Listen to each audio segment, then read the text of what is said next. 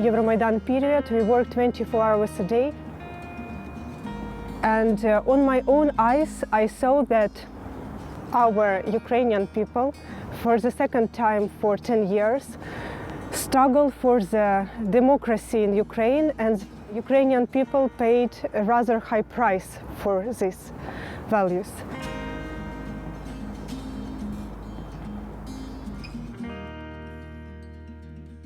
We understand that the freedoms that are usual, for instance, in the Netherlands are not for granted here. We have to fight on a daily basis to make sure that corruption doesn't spread inside, to make sure that there is no censorship, to make sure that we actually build institutions that are needed to ensure freedom of speech or to ensure other freedoms that are basic and that are very obvious in the Western societies.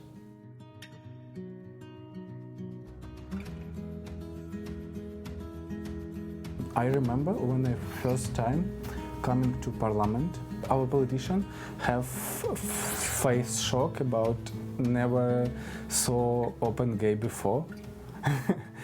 And say, oh, we have LGBT Ukrainian?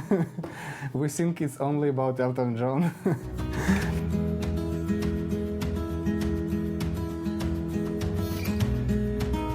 After the Revolution of Dignity, many reforms started in Ukraine. One of those reforms is environmental government reform. I was working for such a reform, in fact, for 25 years, and this is first time during all this period we really got mechanisms to implement it, because exactly the environmental part of association agreement, this is the most significant factor which is helping to realize this reform. And I can tell it from whole years of my experience and hard work. If the worst scenario will be realized and the agreement will not fly further, for me it means the end of hopes.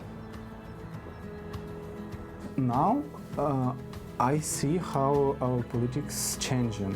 If Netherlands say no, this is agreement, I think we have a very big chance to return for pro-Russian policy. And it's 100%. If Netherlands say no, it's 100% never something good for LGBT.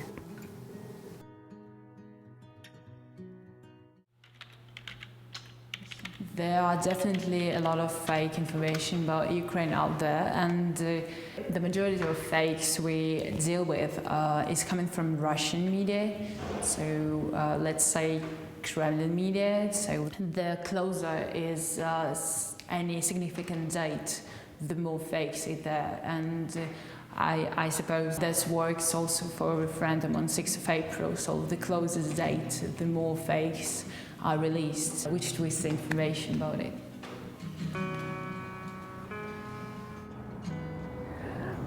I struggle for human rights in Ukraine together with my colleague for long years. And now we have a chance to be successful. It's not only chance for Ukraine, it's chance for whole region, because our colleagues from Kazakhstan, from Russia, from Belarus, they wish us good luck, because when Ukraine succeeds, it means positive change throughout the regions. The clash between the Soviet values and the European values happens in Ukraine. And what happens here is a fight for democracy, a fight for basic human rights. And association agreement is a very important symbol of that. And if we lose the association agreement with even one country, this is a huge blow to all these values that our societies are founded on.